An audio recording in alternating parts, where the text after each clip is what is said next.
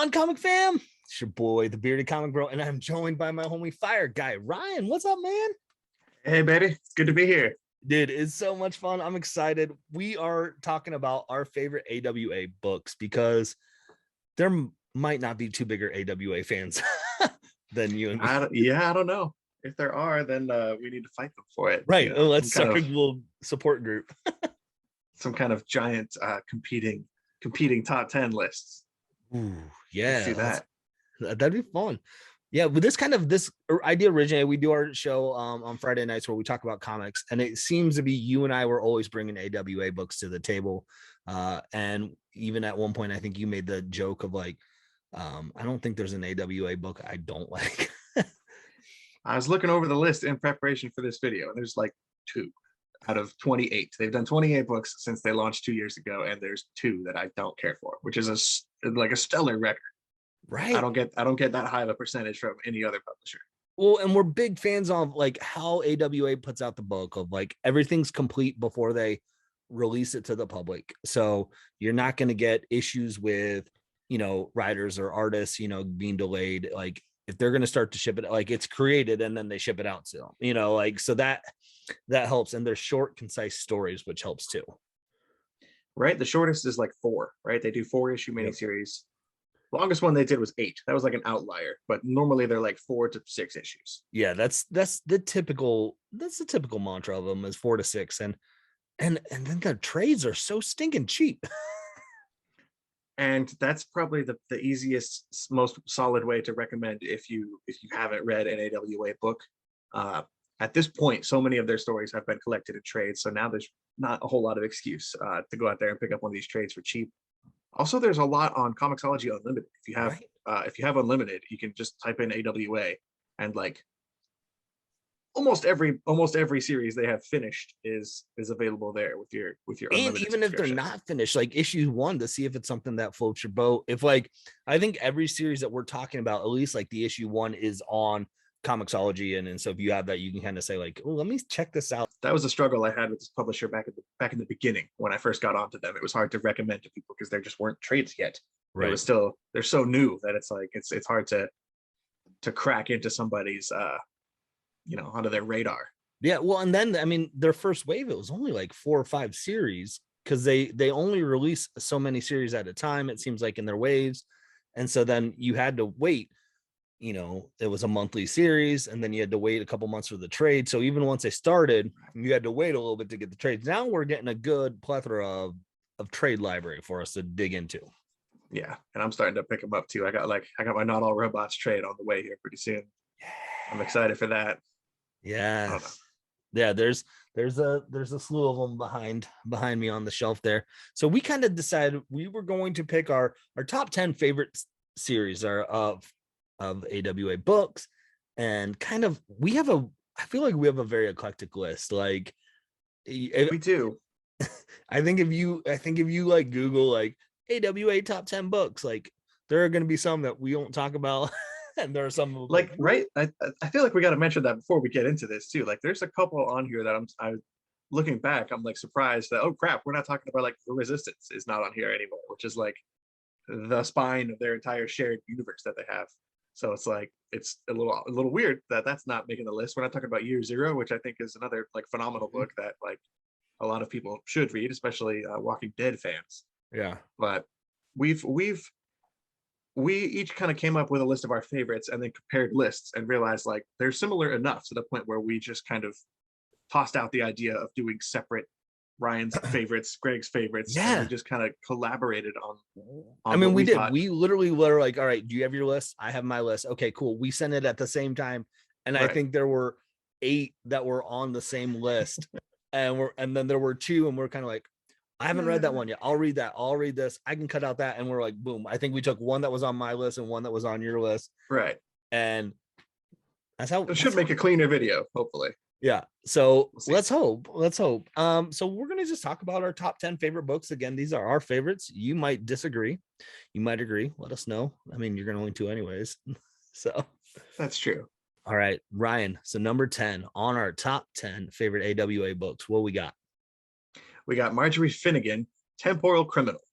This is the one that I was talking about earlier. This is an 8-issue series, so it's a Right. lot longer than anything else they've ever done, which honestly I think is one of the reasons I've got this ranked so low. This was a favorite book of mine in the early issues. I was a big fan of this story. So this book is written by Garth Ennis with art by Goran Suzuka, and general premise is that it's a story about a girl who likes to travel in time for fun. Like that's really kind of her main goal, is just to go back, mess with people, steal shiny rubies or whatever, and just that's her life. And the first few issues really lean into that and just show her having a blast. And then once more plot elements start to come into the mix, the story starts to lose me, honestly. Yeah. Yeah. This is one of their more, kind of fun, out there, weird, make you laugh, make you, kind of try to push the envelope a little bit at certain pages, with some of the things that they show and they do. But that's what I think is so interesting, is you can probably find, this is one of the publishers, I feel like, that it just kind of like does a wide sweeping arm across. And this book is a great start to our top 10 list, because it really is a wide range of where we'll go from that to like our number one. There are few comics that I've read, I think ever, that have made me laugh as hard as this book made me laugh at its best moments. Like it got me. Like there's some dark comedy elements to this story that you're not going to find in anything else.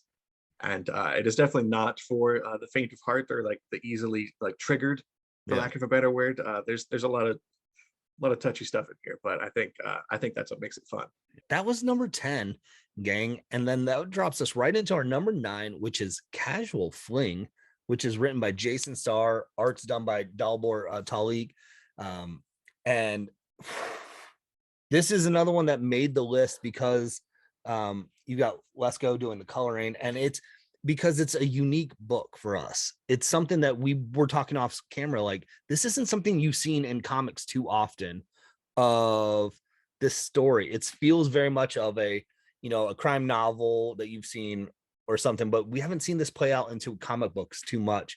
And I mean, the premise is it's a scandal of a high-powered lawyer at a firm. She gets caught up into a sexual affair with someone that she just kind of randomly met, and lo and behold, it was a setup and trying to blackmail her. Yeah, he recorded the whole thing. Yeah, kind of blackmail her to her husband and her family and job and everything. And the only, and the premise is basically then, because this is one of those 4 issues, so it's a very boom quick hit. And that was one of the things I actually like though about issue 1 is there was a page in issue 1 where there's a 6-panel layout, and it takes you through the kind of relationship of her meeting this gentleman at the bar, and it moves it along in such a way that you feel like them having that connection and that relationship makes sense, because which is really hard to do, I think, on one page, like, to not knowing each other and I think that's what Jason Starr brings to this series with his writing. Is it's very concise. It tells what it wants to tell and what it needs to tell to move the story on so that it can be a four issue story. That's the benefit of putting such a short limit on these books too, is like there is no time to get lost or dilly-dally. Like you get to the point, and by the end of issue 1 you find out that the guy's laptop was open and recording the entire time, which once you find that out, it's almost impossible to not want to come back for number 2. And at that point you're already halfway done, so you might as well stick around for number 3 and number 4. And this one really clicked for me because it felt like in the 90s they made a lot of like sexual thrillers. I don't know any other way to describe it, but like Basic Instinct or Sleeping with the Enemy or something like that. This feels like a movie that I have not seen yet. And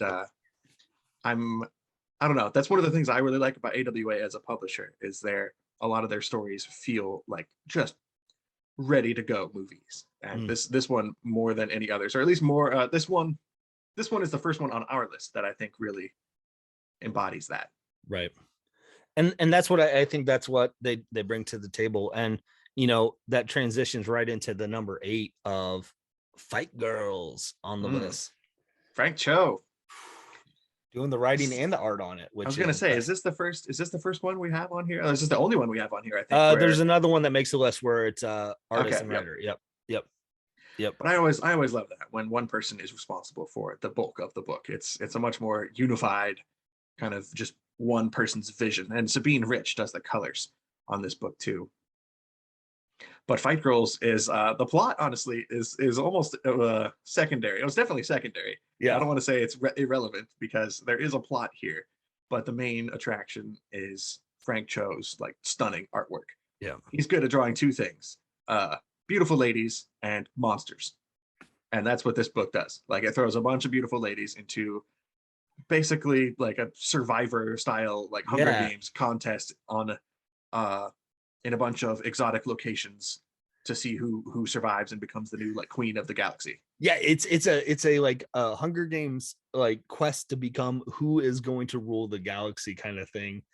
And yeah, they're like they start in like the jungle, and then one's in the Sahara Desert style thing, and then one's like in water, you know, like in the ocean. And it's just so like, I mean, the main part of the issue is you're watching the girls fight and the monsters attack, you know, the females. It's graphic, like and it's and like it's gory. It's gory at parts, and you know, there's a kind of a backstory that's kind of floating along at the beginning and at the end of each issue, kind of like trying to help move the plot along. And you really don't get into that aspect of it until the final issue. And you know, because we're not even going to do a spoiler show here because we want you all to read these books because we're hoping that chances are you haven't read them. So but issue 5 brought it home for me. Right. In a I good was way. I was a fan of this series all the way through. I think it really put Frank Cho on the map for me as a newer comic collector. I know he's done a lot before, but this as such a singular vision of his, it really I don't know, it's an experience, and it's something definitely worth reading. And even though these 3 books so far have ranked on the low end of our list, there are still 18 other books that AWA has done that did not even make our top 10 here. So even the stuff that's on the low end is still really good, and we absolutely recommend. We really could have done a top 25. We could have. We like, probably could have, but we should. We should just change the whole. We should change the whole structure of this video. We're just do the whole thing. We'll do a top 10 first, and then we'll come back and do a top 25 video. We got to leave something for next time. That's right. And that then takes us into number 7 is Erratic. And this is another one. This is the other one. That's the other one. Yep. This is the writer and drawn by was it Carr Andrews? I think it's Carr Andrews. Okay, that's what I thought too. It's a hard. I can spell it. Not so good at pronouncing it, but yeah. And if we butcher your name, sorry, gang. Like we try. It's okay. But we really like your book. Well, and this is Sal Cipriano is lettering on this book, and I feel like Sal hops in on like 8 of these books on this list. It seems like Sal is a go-to letterer for AWA, but this is one of the first ones that's more of a teen book. Where, you know, Marjorie, you're nope. Casual Fling, nope. Yeah. And even Fight Girls, nope, because of the graphic, you know, like, so this is kind of where they're first more of like a, hey, if you have a young teen trying to get into reading comics and want, like, this could be one that exposes. I know we talked about another one, you know, family friendly one they did was like bite-sized. Right. But this is kind of the premises of this young teen has this superpower, you know, that lasts him like what, 10 minutes? 10 minutes. Yeah. He has powers for 10 minutes every time he uses them. A day. So it's like that's it. It sucks. Like it gives you such a so much pressure to like actually get the job done. But 10 minutes. But other than that, I really like the world that this story makes. Like this is the first thing we've talked about that exists in the overall AWA connected universe, right? A lot of their stories exist in a similar universe. Right. And this one deals with, well, the whole premise of their connected universe is the fact that there was a pandemic in this world, and everybody who survived, a small percentage of those people are now have powers or abilities of some kind. And the main character of Erratic is one of those kids. He has to do it really, I compared this book a lot to Ultimate Spider-Man as it was coming out. Okay. Like it feels a lot like you've got the young kid who is dealing with newly acquired powers, but also he's got, you know, girl problems at school, and he's got weird teachers and bullies, and, you know, family drama at home. There's a lot packed in here, and I'm very glad that they tease a second volume of this Yes. storyline at the end of it. And it feels like any superhero drama that's set, or a teen drama superhero that's set in, you know, the in a school, the teachers are always up to some shenanigans as well. Like, you can't, you know, I think a Stargirl on the CW show, you know, and like, it's always like you put a teen superhero comic, and boom, you've got some teachers who are up to some tomfoolery. And I think that the teacher in this series too was one of my favorite parts of it, because he had powers too, if I remember it correctly. Yeah. Yep. And he had this kind of like, yeah, he can control you to do what he wanted. Which most teachers probably wish they had that ability for middle school kids particularly, but that's neither here nor there. It's a cool book. I wasn't on the surface, it's not for me, because I'm not a teenager, and it's definitely more of a young adult kind of it's geared towards the younger demographic, like you were saying earlier. But right. I was very much impressed with how much I enjoyed that story. Yeah. And Andrew's art is fantastic on it. Like, it's such a unique style that works very well with this book, that it's great. And I knew he could draw, but I didn't know he could write that well either. So it's cool to see. Right. Yeah. Same with Frank Cho from the last book. Yeah. Number 6. So we got one more book before we get into our top 5. So number 6 on the list is Red Border. So written by Jason Starr, cracking the top 10 again. Will Conrad is doing the art on this, and Ivan Nunez is coloring. And again, Sal is back with lettering, because it's Sal. Why not? That's one of the things I do like about AWA, is they definitely have a roster. Like, there's you'll see, if you follow them for like their entire time, like you and I have, you will notice writers like Jason Starr popping up over and over. Yep. As you said before, like Sal as a letterer pops up over and over. Artists like Mike Diodato have done multiple titles. Mike Diodato, Dalbor, you know, he did Casual Fling we talked about. He's doing Hotel. John Lees, who does Hotel, I think he's doing one. Cribson, which is a new series coming out right now. Like, so they kind of have their wheelhouse of writers and artists, and so you also get to kind of know too of like, you're gonna probably like the book because of the team, or not just because you're familiar with them by now. Correct. I already forgot what book we're talking about. Red Border. Red Border. Okay, thank you. But no, Red Border. This one I feel like should be higher, but the fact that we have 5 books that rank even higher than this is kind of, it's almost like a testament to how good this book is, because it belongs in a top 5 of AWA. But there's a lot of competition. But this is one of their first books they put out in their first wave of comics, right near the start of the pandemic. And this one, I think you could say, is it's probably the most political flavored comic of anything they've done so far. It's a 4-issue story about a couple from Juarez. That's what it was, right? Wherever. Yeah. It's a 4-issue story about a couple from Mexico who witness a drug cartel murder, and they get like their whole family slaughtered by gang members. So they flee across the border, and they end up getting kind of taken in by this family on the American side of the border. But it turns out that these people are not the greatest, and they might be in more danger now than they were from the cartel. And it's just a 4-issue story of these two like dangerous forces kind of colliding, them stuck in the middle.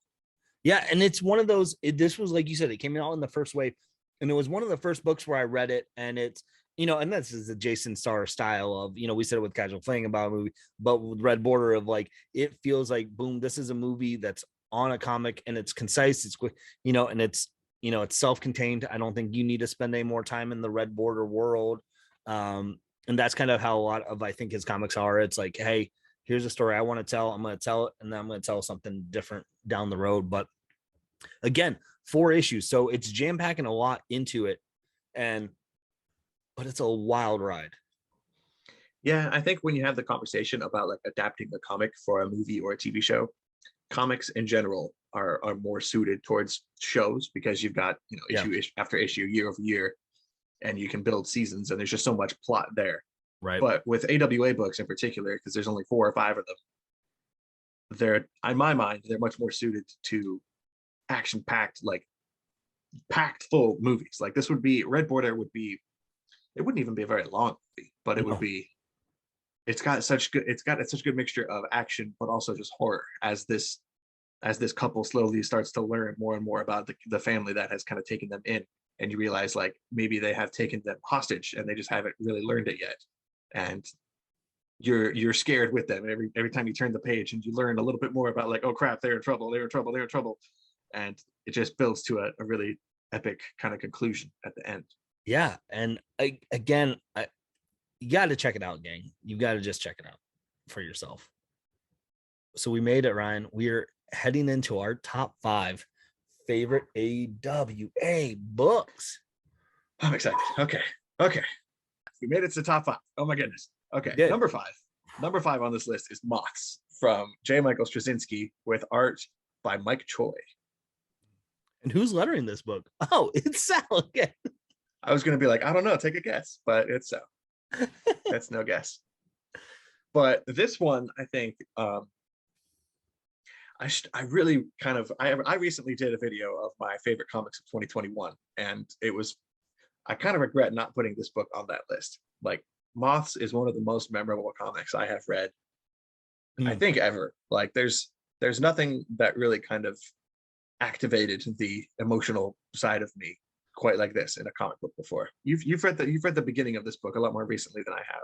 Yeah, so this obviously this stems off of the Resistance world that we talked about that didn't even make in our top 10, and we're seeing some of this, you know, pandemic getting some powers, and you have this young lady who is going to do what they call blossom, I believe. Is that what? Right.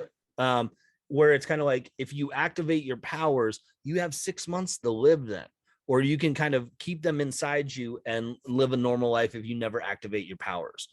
And like, so she makes a decision early on in the issue, like, I'm going to activate my power because I want to try and do good, you know, in the 6 months that I have. And that's how it kind of takes you. Then it's a 6-issue series, and it takes you kind of down month by month by month by month by month. And it is a emotional roller coaster through and through. It's I said it, it's gut punchy. Like I felt like a lot of emotions reading this series, and I was like, wow, I'm mad that I slept on it, because I was like, I don't know. I did one of those.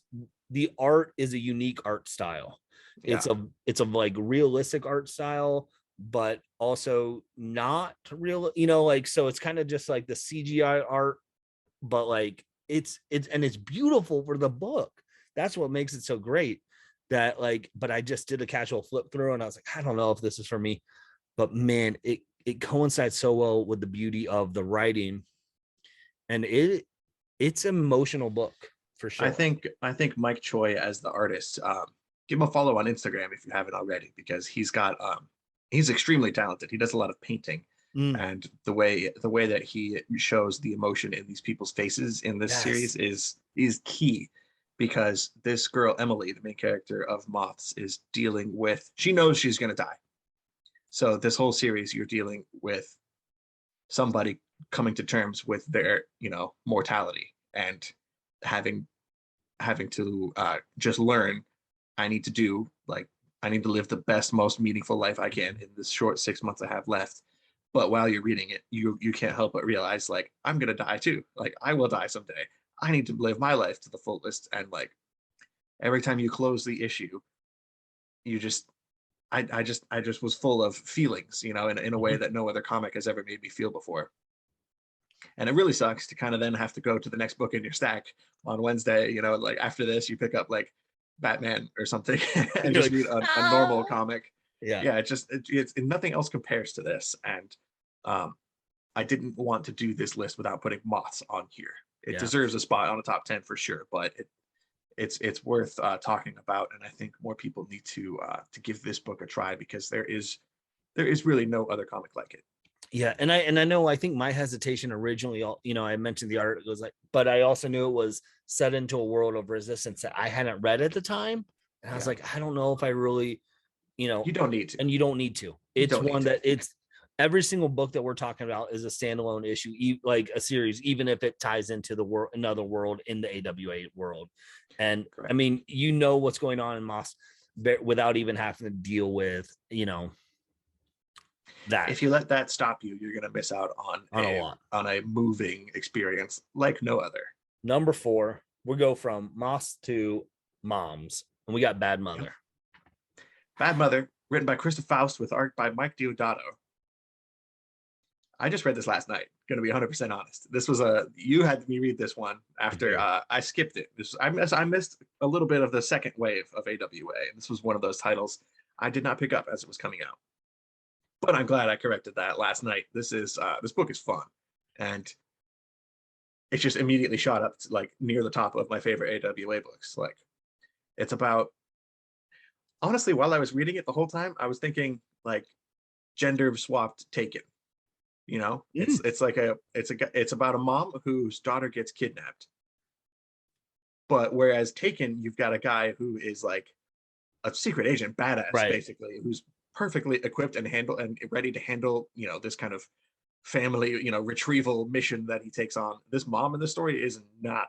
She's a normal suburban like housewife who has almost zero anything. She's extremely, like, nobody notices her. In the first issue, she's like in part of a hostage situation at a grocery store. Like, someone robs the store and like they're looking for a hostage, and the guy's like, this one, and she just gets like passed over. Like, even for a hostage situation, like nobody notices her, nobody cares about right. her, but her family being put in danger like this just kind of activates this primal thing inside her. And so the mom's daughter gets kidnapped. She gets caught up into this plot in this suburban town. And I thought the really smart move that they did right before is they removed the dad and they removed the son from the story. They exist in that world, but they're like, dad's off on a business trip without cell reception, kind of basically, and the son's off at camp. Like, so I think that was an important move, because this is really it's a mother-daughter story of, with, the focus on what this mom is willing to do for her kid and what she's going through,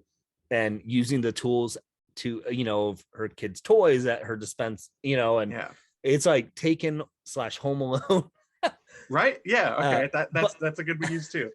But like, she's utilizing too, like, it's showing like, okay, she's using the internet and Googling like, what things mix with what to make this contraption and stuff like this. So it's believable from that aspect of, like, if you get thrown into a tough situation as a parent, you're going to do what you can when the police have basically said they don't, like, teenagers run away, we can't do anything. And right, she stumbled backwards into some kind of sex trafficking / meth distribution ring, and she's immediately in way over her head.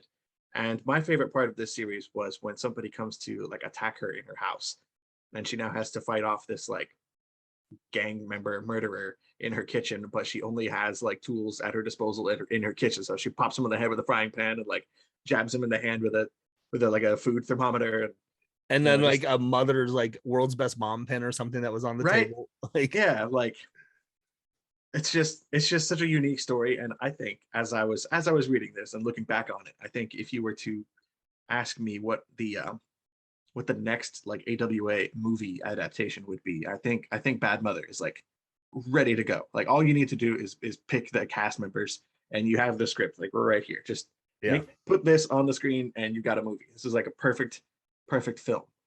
Yeah, and it's interesting because there's a lot of heart to it, because I know a lot of times, like with the movies, like we said, it's compared to like a Taken, or I'm like, I don't really need a sequel to Taken of, it's like, no, it feels like the same story of like, oh, I will tell you this, like, if they told me there was another series of Bad Mother, like, because of just like who that character there, I fell in love with that character in the 4 or 5 issues, whatever it is. And I'm like, I want to spend more time in her world and kind of see how she would handle things now, because I feel like it's, she's not a secret agent, who's like, so this is not normal for her to kind of see what that world is. And, obviously some stuff would still have to come around that, I'd be up for another Trump in this part, like. That's true. There's definitely room for her to grow and, learn new new ways to take out drug dealers and stuff. But that says a lot to me that I'm actually there for it, because that tells you in that short of a time that I really am invested in the character, of who Krista created in that. So yeah, it's a cool book. And I think even if you're somebody who's maybe inclined to skip something like that, because it's called Bad Mother, it's definitely focused on the female, mother-daughter relationship stuff. Even if you're inclined to skip that because you have no personal connection to it. I don't have a kid, I'm not a daughter, but I really love this book, and I strongly think this would be a fantastic movie. Yeah, you need to check it out. That's all we can say. Check it out. 5 issues. It's not that long either. Read it in like an hour, like I did last night. It's fun. I told you you got to read it. And speaking of movies, we've just been talking about all these AWA movie, books that could be movies. And now we're talking number 3 on the list, Chariot, which is actually already optioned. Right.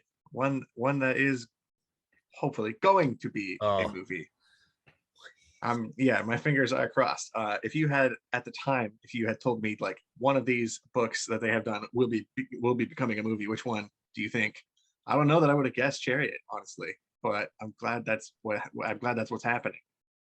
Yeah, it's because it's such a fun story. This is Brian Edward Hill did the writing on this, and Priscilla Petrie Eddie. I mess up because this book was on my top 10 list of 2022 or 21, whatever. Last year's top 10 list. Time doesn't matter anymore. I butchered it, but and World Designs is doing the lettering on this, and Marco Lesko though is doing the coloring, and I really want to highlight because the coloring in this book is fantastic. But before I'm jumping ahead of myself, what is it even about? This book is a kind of a bonkers combination. I like to think of things as like movies I'm familiar with to kind of like combine them in my head at least. And this is like a weird combination of like The Matrix, but with like specifically the car chase sequences from like James Bond movies. Yeah. There's a lot of like Bond car sequence vibes in the action scenes in this book, but it's about a guy, like a down on his luck guy with a sick kid whose bills he can't afford, who works at a junkyard, who finds this like mysterious car. Yeah, it's almost like Transformer-esque movie of like Shia LaBeouf is like working on this car, and all of a sudden it turns out the car has this like spirit inside. I don't know if that's the right word. It was basically like a CIA covert operation, kind of where they basically took the soul of this person, the mind of this person, and embodied it into this vehicle in this car, and she then has the ability, like she implants a chip into his head that kind of like allows him and her to communicate while he's not in the car as well. And it's just is such a unique of like, trying to deal with one, she has a sister who also is like trying to deal with immortality, and like it's bonkers and it's tons of fun. And it got compared to Knight Rider, like when people were comparing it, because of like a car that talks, smart car, and it feels like in the 80s. But I mean, that's it, in that's it. Like the comparison ends there for me. But what I do love is the colors in this book. Marco's colors are fantastic, and Marco is another one who we've seen pop up on those lists with Casual Fling, but I think they add something to it, to the aesthetics of this book, because like when the female who is, her mind is in the car, appears in the car to him, it's in this like Matrix electronic bright pink, and you've got lots of just neon colors throughout the book. It's stunning. I almost want this to be an animated movie. You know what I mean? Like, ooh. I don't know if a live action movie could fully capture like the flavor of this comic in the right way. And maybe not live action, not animated, but do you remember the Final Ooh, Fantasy CGI movie yeah. that they like, Okay. Now we're getting somewhere. that Okay. Yeah. that style, even because I feel like animation would be too, and it's not, Like 2D animation, no, yeah. but like a computer, a CG Yeah, animated like I movie, think like that a Final Fantasy Spirit Within movie is a great, like, would be a great vehicle to say like this world. just do Pixar's Chariot, like maybe not maybe not Pixar themselves, but like CG style. Like Yeah. this would not make a good Disney movie, but No. we're getting somewhere. We're getting somewhere. Like Yeah. I'm I fully expect AWA to give us a call and have us join their production company team. And I would kick Comic Tom to the curb in a heartbeat if that happened. Like I love you, Tom, but like if AWA is coming knocking, like oh man, I love those guys. But yeah, Chariot, man, like it's a lot of fun. yep. It's it's such a weird. That's why it's really hard to kind of categorize. Like it feels a little bit like Knight Rider. It feels a little bit like The Matrix. It feels a little bit like I don't know. I never saw Fast and Furious, but I'm like any other car Yeah. action movie. Like, Transformers isn't a bad one either. Like there's a little bit of all a of that, little bit of everything. And but it's its own thing. even like John Q of what a dad would do for down, to help his kid, Yeah. who's like, you could take all these and that's where it's like it's just all thrown into one, and it meshes so well. Like, holy cow, so good. Yeah, this is a really cool, unique story that it's impossible now for me to think about Chariot without thinking about kind of like the future of AWA as a publisher, because Right.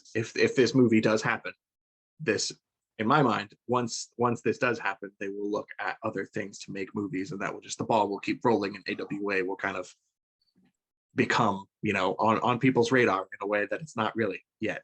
Yeah.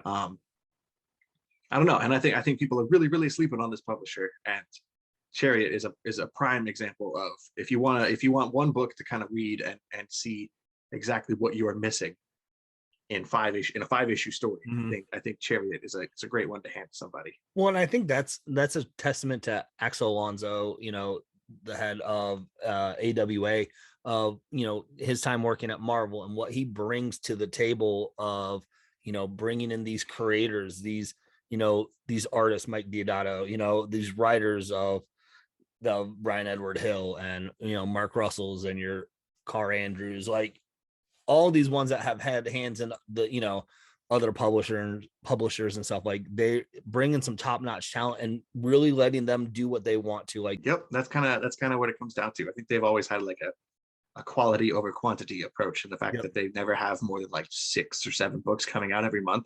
Like they have a much smaller zoomed in kind of focus on making sure those books that come out every month are as good as they could possibly be. And you lose something of that when you're at DC or Marvel or even Image, like a publisher that's putting out so much stuff that like there's going to be a weak link in that chain somewhere. But at AWA, I feel like there's it's you have to look really hard to find something that doesn't work. Their books have been consistently good, through and through.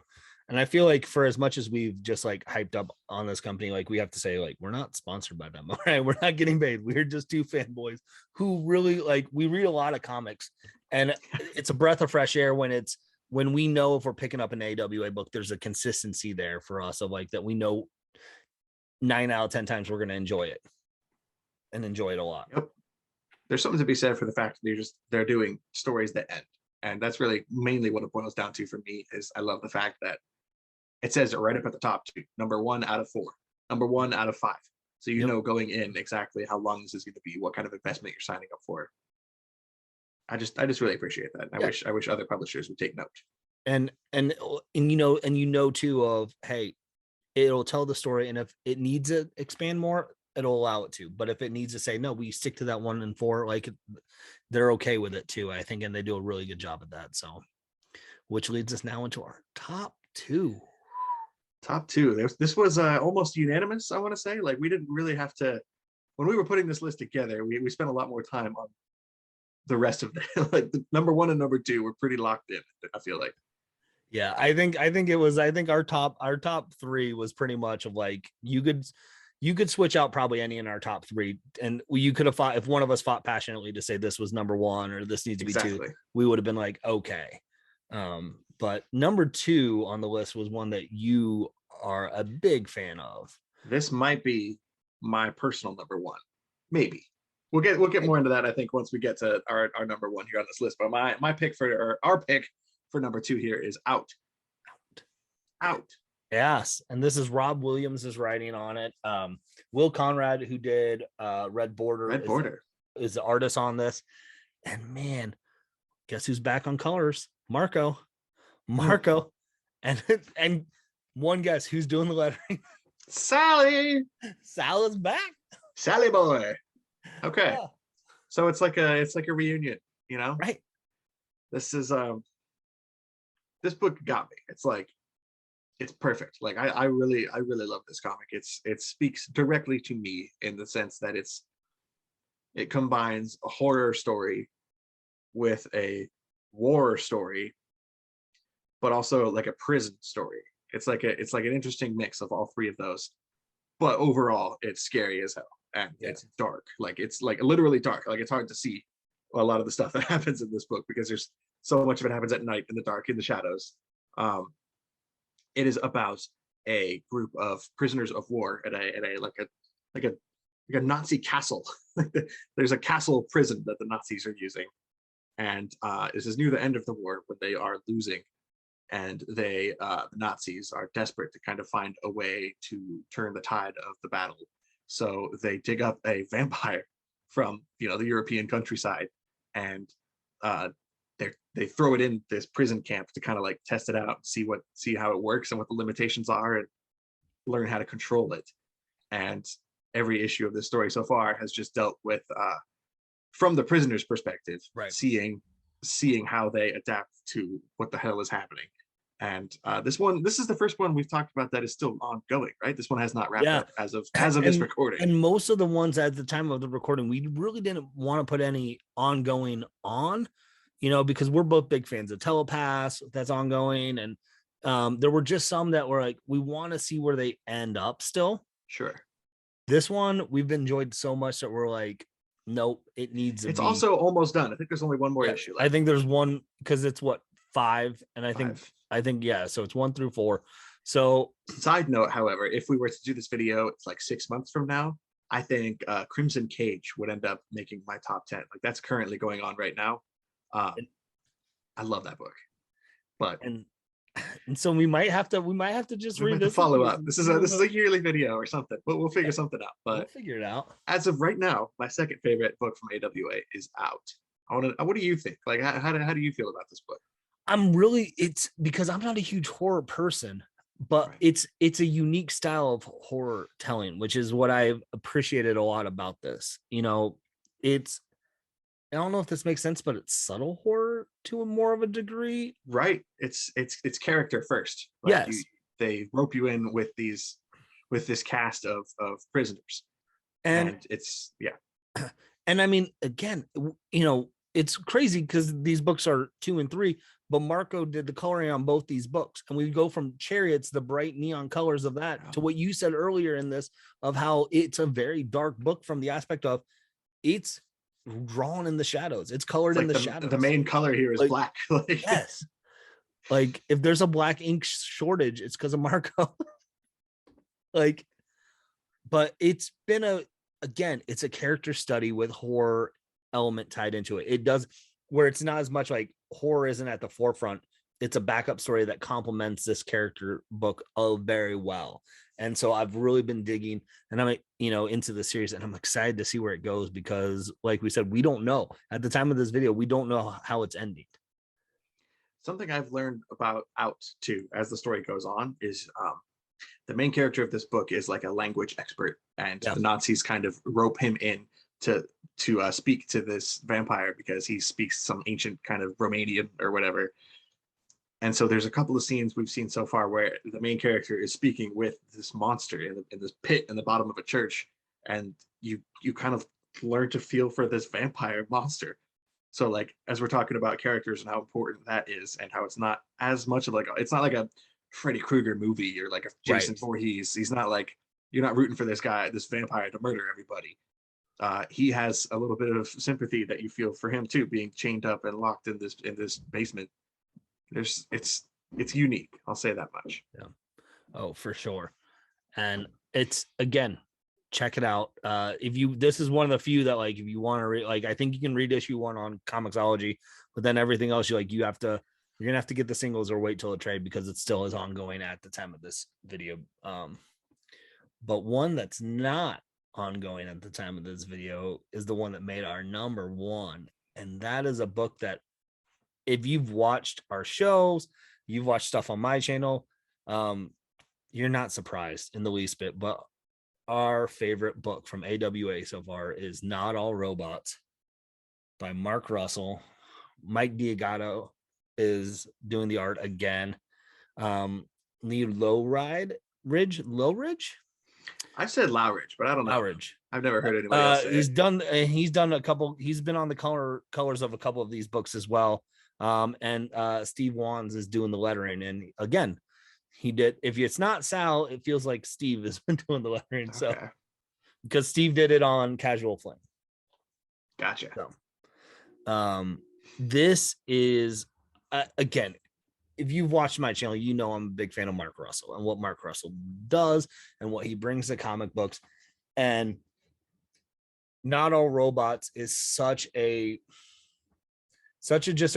great world that has been created, of this idea of these robots have been created to make our world better, and in turn they're basically replacing the humans. But it's almost, but then now the robots are even being replaced by other robots, and it's kind of this, like, this endless cycle that no matter what, if you're trying to live to impress people and be the best at your job, there's always going to be someone who's better at you, and then, you know, at your job than you.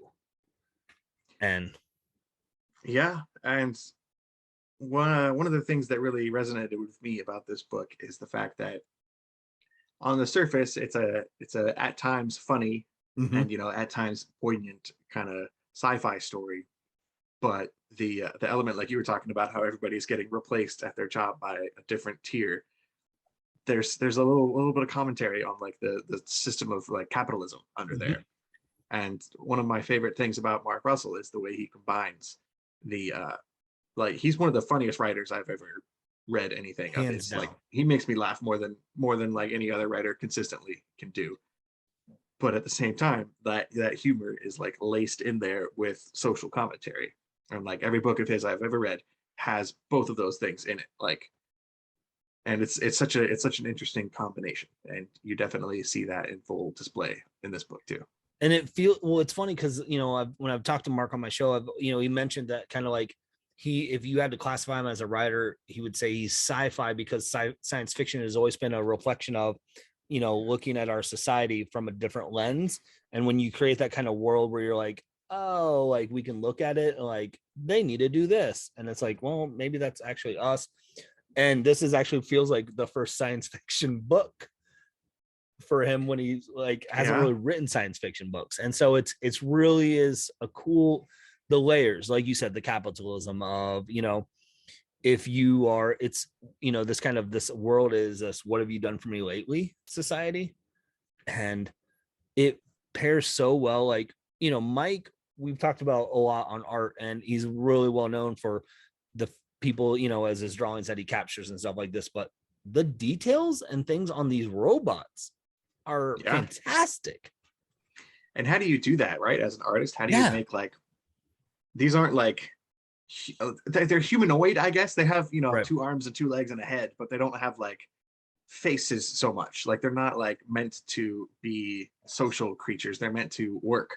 So they're not, like, it's very hard to draw them in a way that, like, shows emotion and shows what they're feeling. But Mike Diodato somehow manages to do that.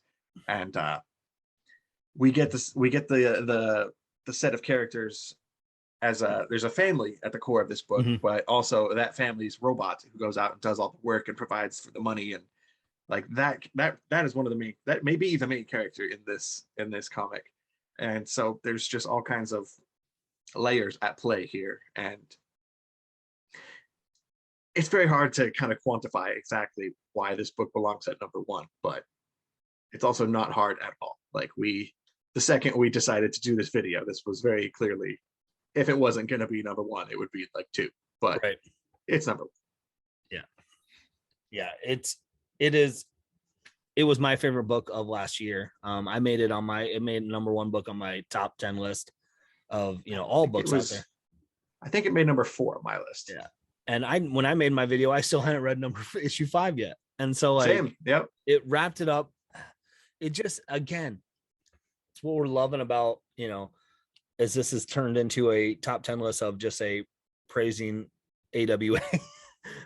But I mean, it's you're bound to find a book you like, and you're bound to find something that you gravitate towards. And I think, and that you probably would hopefully find multiple ones off this list.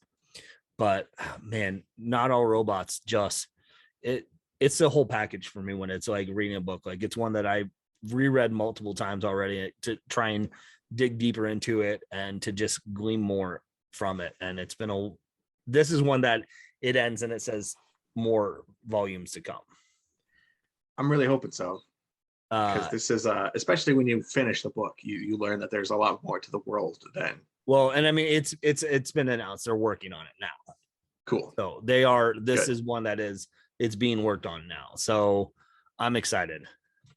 Or if it's not being worked on now, it's in the process to be worked on this year. So I'm into it. I'm there for it. Because it does such a good job of having a small focus and scope in the early issues, and by the time the book ends, you get a firsthand view of like, oh, there's a whole lot more here than you realize at the beginning of the story. So right, it makes sense that we're getting more. Yeah. Well, Ryan, we did it. We talked about 10 of our favorite AWA books, and there are some that, I mean, again, this is a testament to what's being put out there, because Resistance could have cracked the list, Hotel could have cracked the list and would have cracked the list on a lot of people's. And I mean, just so Year Zero, man. Year Zero, yes, that was another good. one of the first waves. Yeah. Of and there was stuff like Grendel, Kentucky that people really dug, and there's so many out there that you can definitely find something you dig. And but if these you don't are like favorites. It, then yeah, exactly. If you don't like it, then shut up. You're wrong, because these are the ones that we think are the best. And if you disagree with us, then screw you. Yeah, I mean, naturally, like.